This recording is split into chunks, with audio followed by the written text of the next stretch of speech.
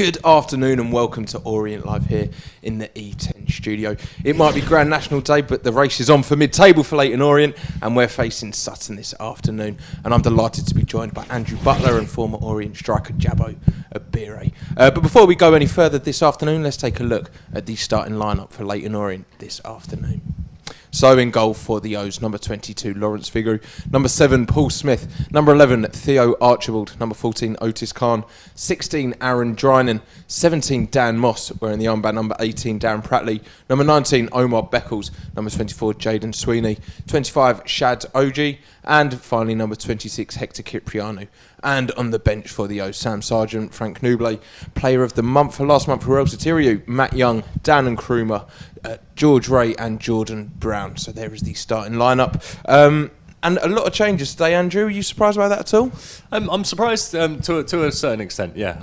I think Jaden Sweeney coming in there for Connor Wood at left back is a big change. Obviously, Wood's not on the bench as well, so perhaps he's got a knock. We don't know.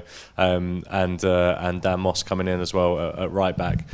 Sutton play a 4-4-2, and they kind of will be attacking down the wings. We'll come on to what their threat will be. So I think it's a really big game for Jaden Sweeney there at left back.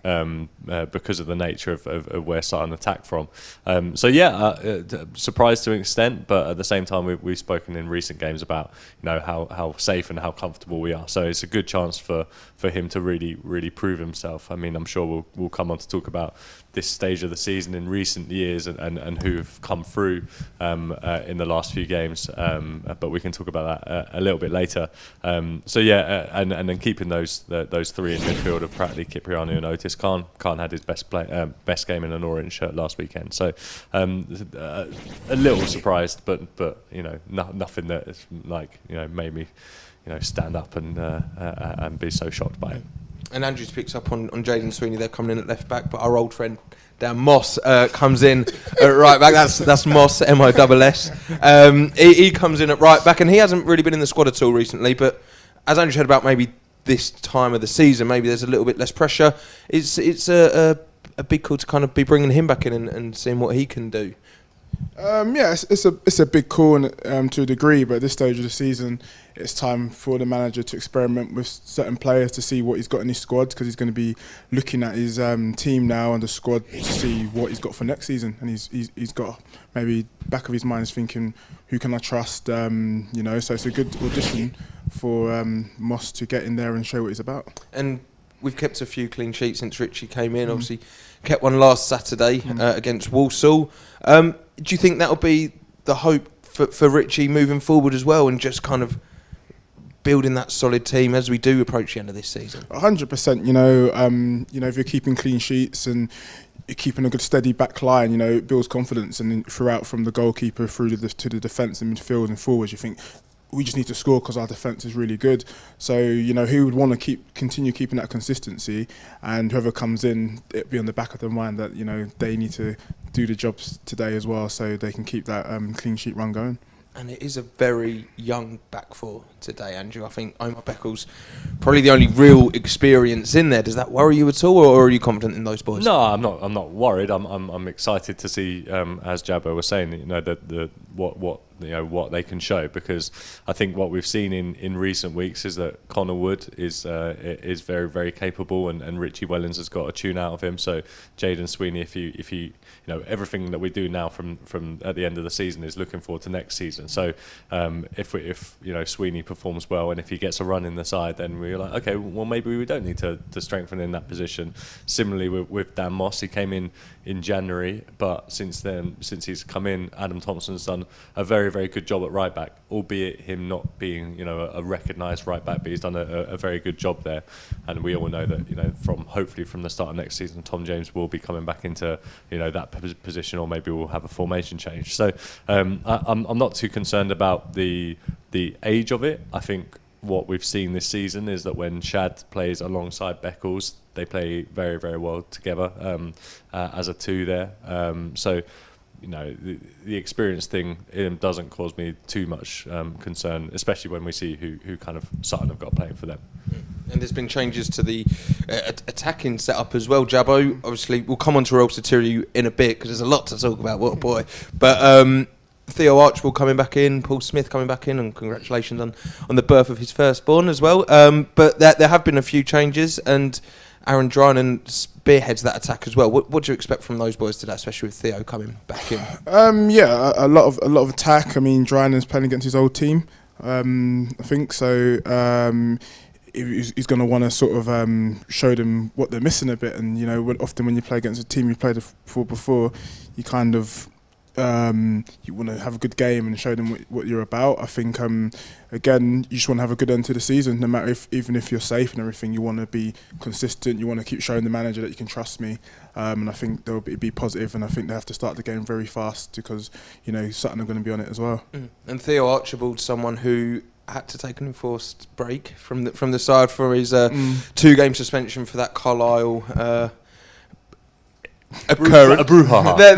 A brouhaha. And he's such an exciting player that even when it was undecided what was happening with that suspension, he was a player that was scoring some phenomenal goals and getting back involved. It would be good to see him as well pick up some of that form that he had in the early part of the season, wouldn't it? Yeah, totally. And I think that last-minute goal, the equaliser he scored here at the Braille Group Stadium was kind of like a real highlight of the season because we needed that point. And he's the kind of player that can provide those sort of moments of magic.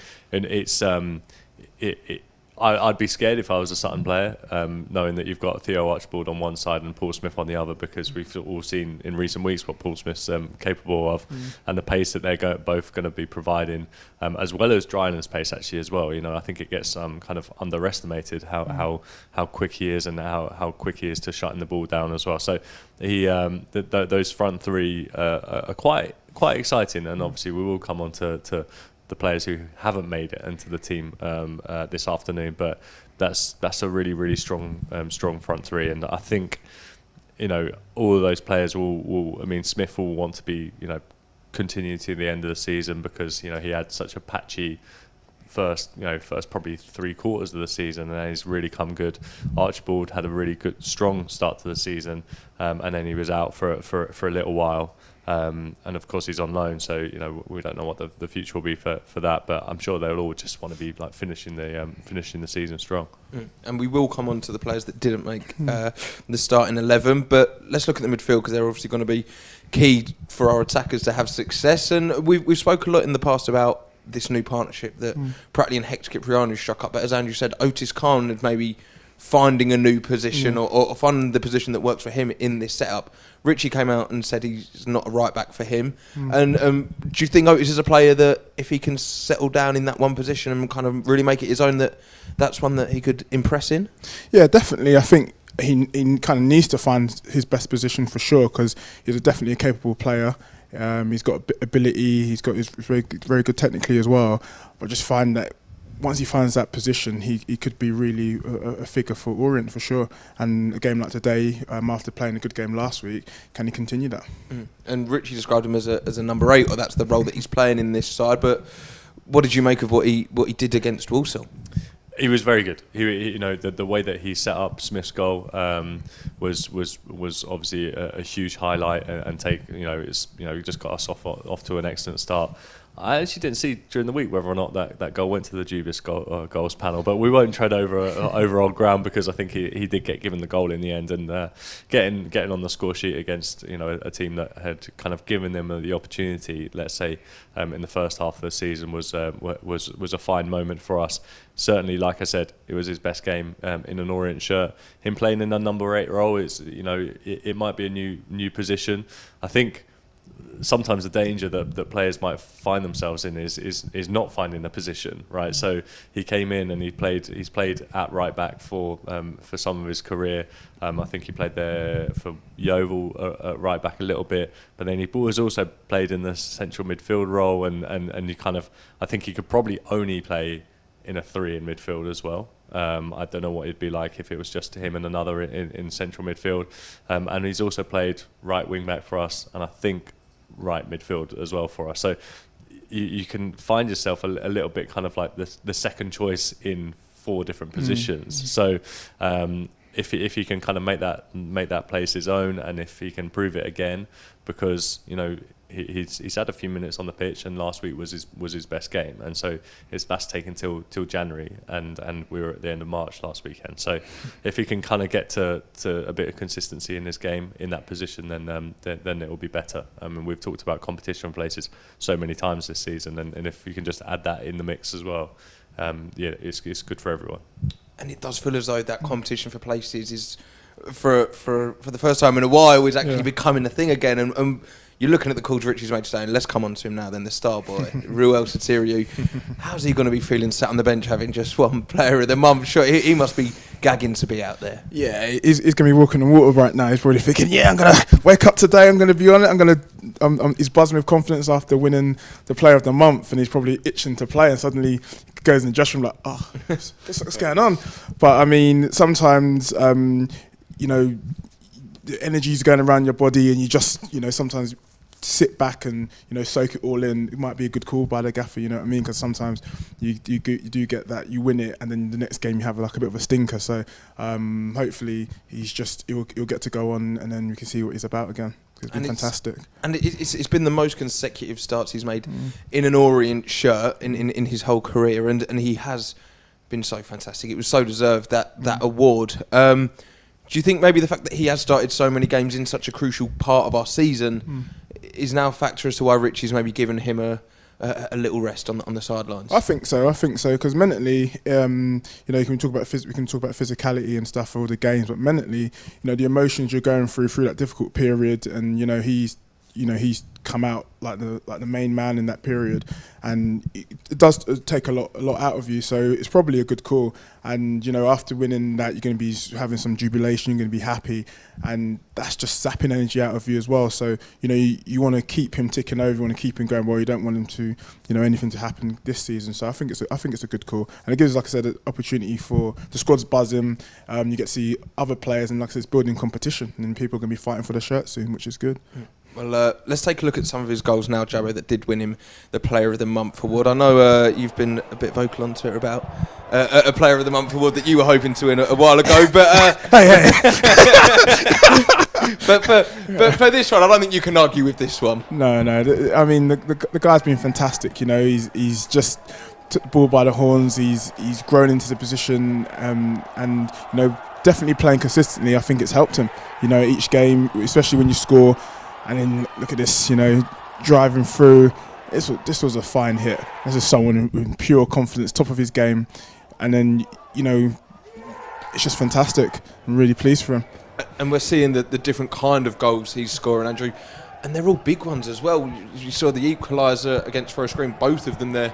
This one against Stevenage was massive too. And not only are they great goals, they're different goals and they're important ones too. Yeah, and this one coming up is probably the pick of the bunch, the one against Colchester. And remember, it was 0-0 at that time, going into the 65th minute. And okay, right, we didn't win that game eventually, and we had to eventually settle for a last minute draw. But that goal came at a really crucial point for us, because it felt like we were just in such a rut, and then you have a moment of magic like that, and a hit like that, which kind of just kicked us off again, because yes, we drew a goal against Colchester, and we drew another couple after that, but it was just having that, the goal scoring mentality, which kicked off for him. I do want to ask though, I'm intrigued by this. We should revisit Jabbo's story about missing out on this Player of the Month award. What happened? Is it 2015? Yeah, 2015. I think. And the start of the season, just like a house on fire after a good pre-season. And I think I scored maybe 7 goals in a month or something like that. And I think I was a leading goal scorer in the country. I heard in Europe. I've heard in Europe. Actually, in Europe, that guy Harry Kane. Who's that? No, but I mean, we were flying as a team. We're doing fantastic. And obviously, that was my first season at Carlisle. I didn't obviously it's very far away from London, and there was a thing about previous awards haven't gone there simply because they say the people that are going to hand out the award don't like to travel. So I was fairly confident, thinking, I've got this in the bag. And then when it was announced, I was like, what? I was really gutted, and I didn't Do you remember who won it? Yeah, I think I think it was actually Coxey, wasn't it? And I think he got about 2 assists or something, and I've got 7 goals. Don't know how it worked, but justice came later on, though. To be fair, justice came later on. It's because we're only 5 miles away from the yeah, EFL exactly. headquarters. There you go. It makes sense. It makes sense.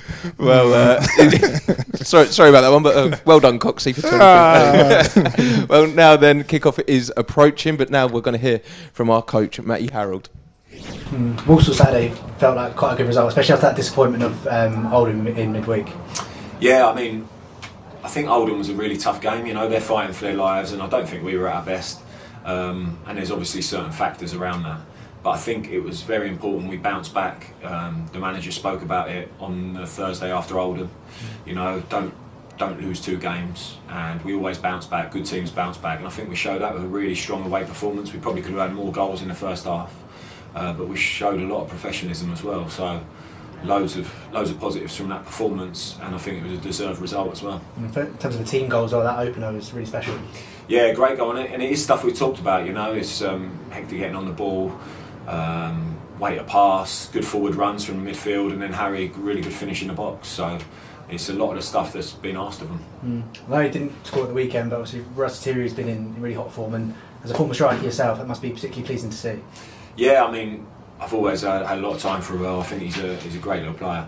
So it's really good that he's come in almost fresh. He's probably been really frustrated this season. He hasn't had more chances, or he hasn't stayed in the team as much as he should have. So I think he's using that frustration to drive him at the moment. And to be honest, since Colchester, he's been on fire, hasn't he? But I think it's the goals, but the performances and the work rate as well. It's been massive. So he's just got to keep it going. Can't take anything for granted. Keep it going. And have a really strong end to the season. Sutton away this Saturday, and I believe last time we were there it was a dramatic one. Cool, yeah, I still have flashbacks to that one. It was a crazy game. The penalty we got, I think their goalkeeper at the time decided to flick a ball up in like the 85th minute. So, no, it was crazy. It was a tough game though, really. I think it was a tough game there, and they've kind of moved on from that as well. I know their manager quite well. He's a really good guy. He's got his team playing for him. They've obviously done well in the league and got to the final at Wembley on Sunday. So it's going to be a really tough result. They've got a real good togetherness and spirit. You can see that in the team. So it's going to be another really good test, but one we can look forward to and relish. There's not a huge amount of pressure on us, but we put a lot of pressure on ourselves to get results. So it's one we have to go there and really enjoy, but also do what we need to do to get the result. Matty Harold there alluding to that fantastic victory towards the end of the season back in the 2019 champion winning season, and we've got to look at it a little bit, Andrew. Yeah, I think we'll see some of the action from it.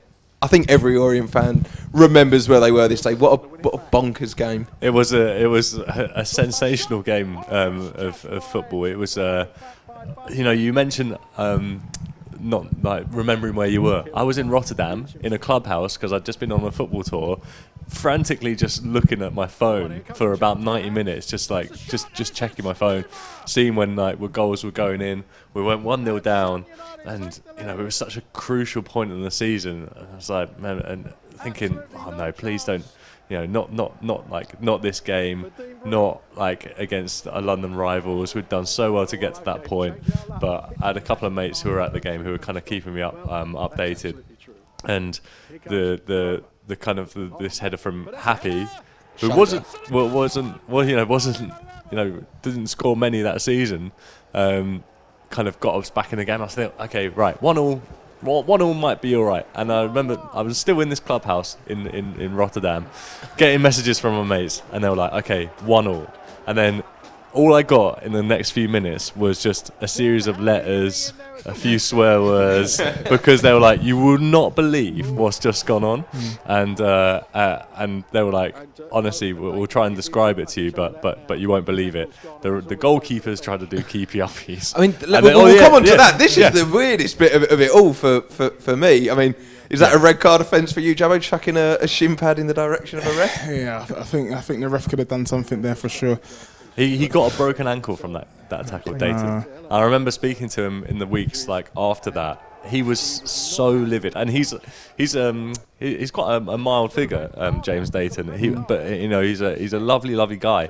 He just couldn't believe the injustice of it, because it's a tackle that that broke his ankle, and then he got a red card for throwing his boot, and then this was the moment of like, some people will call it a moment of madness. I call it a moment of triumph, because the goalkeeper wanting to do keepy uppies inside his own 6-yard box is nothing if not hilarious from our point of view, because why he tried it was completely baffling.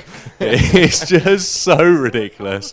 And then he obviously boots Macaulay Bonne, and he still had such a, in front of our fans, but to put the balls of steel there. Dispatching the penalty like that in a game of that magnitude, I was, like I said, my friends were messaging me while I was in Holland, and they were just like, "You've just missed out. You've just missed out on one of the best games in Orient history." I got, like watching those highlights back. Obviously I wish I was there, but who's like, can't predict the manner in which we won that game. Was sensational. We went on to win the league. And Sutton did feel like almost a National League rival of ours, and we had a lot of scrappy and heated contests with them. Our first game in the National League, and then there was a couple here, I remember, where there were a couple of red cards involved. And do you think that's carried on a little bit as well now? We still remember our times facing them in the National League? Yeah, of course they were a little, they were a rival of ours, but I think, and some fans might disagree with me on this, but you have to give Sutton a huge amount of credit, because you have to understand where they've come from. In terms of when they got promoted from the National League, they had to rip up the pitch, which was essentially serving their club and the whole of the community as well, which was earning them a good amount of money. And so when they got promoted, they have to change their pitch to a grass pitch, which you can't use all hours of the day. So it's almost like a gamble. There was almost like a sense that going up for them might be a bad thing. And so for them to kick on once they've got into the Football League is brilliant for them. I think having another London rival is actually just good for us as well in the league. So fair play to them, and obviously they got through to the Papa John's Trophy final last weekend, which they lost, which is unfortunate for them. But they've done ever so well to get to the point where they are now. Absolutely, and we're going to come on to Sutton very shortly. But first, let's take a look at how the home side line up as the O's are facing them this afternoon. In goal, number 1, Dean Bouzanis. Number 4, Kobe Rowe. Number 6, Louis John. Number 7, David Ajiboye. Number 10, Harry Buteman. 15, Craig Eastman. Number 16, Isaac Oluwafe. Number 20, Enzio Boldwine. Number 22, Joe Kizzy. 24, Rob Milsom. And 26, Richie Bennett. And on the bench for Sutton, Ben Wyatt, Kenny Davies, Omar Bugiel, Stuart Nelson, Ricky Corboa, Killian Kouassi and Alistair Smith. And Andrew said it just then, that they have done so well this season. There's still only 3 points off the playoffs. They've been up and around it for the whole season. No one really expected it, but they're going to be a dangerous side to face today. Yeah, definitely. I don't think they've won in the previous games, 4 previous games, I think, and they missed obviously in the Papa John's final last week, so they're going to be itching to get back in the run in the league, because they've been flying. I don't think anyone thought they'll do as well as they have done, and they need to kind of get back to winning ways if they want to try and get that promotion. So they're going to be up for it, which makes for an interesting spectacle this afternoon. As Jabba said there, they've only won 1 in their last 6, which isn't fantastic form, but we've spoke about in recent weeks, they're probably at that point in the season now where these teams we're facing are going to be fighting for those points. Maybe now a little, hopefully not more, but they've got more to fight for than we do, maybe. Yeah, it's going to be a really interesting game from their perspective, because I think actually that recent form where they've been a bit sluggish in the league, I do wonder how much of that was with an eye to playing in a Wembley final as well. As a player, I'm sure you kind of have one eye on it. You do go slightly less into a tackle because you don't want to get injured. You want your big day out at Wembley, albeit in the Papa John's Trophy final. It's still a good Wembley occasion, and then they lost that in the had to go to extra time because they conceded in the last minute, and so I wonder if now they kind of go, right, well, that's the final out the way, let's kick on, because we're still right in the mix. They're 11th, but there's only 4 points separating 4th and 11th in League Two, so they'll probably want to be like bouncing back from poor form in the league, but also now that Wembley final's out the way, they'll probably want to kind of like, right, look, we've got 6 games and we're still right in with a fight to get in the playoffs. And is there anyone in the Sutton side then, Andrew, that maybe you'd have to tell the Orient fans to keep their eye out for? Yeah, so I said that Jaden Sweeney's going to have a tough game possibly at left back, because their right back Joe Kizzy occasionally pushes on into midfield, is a really decent player.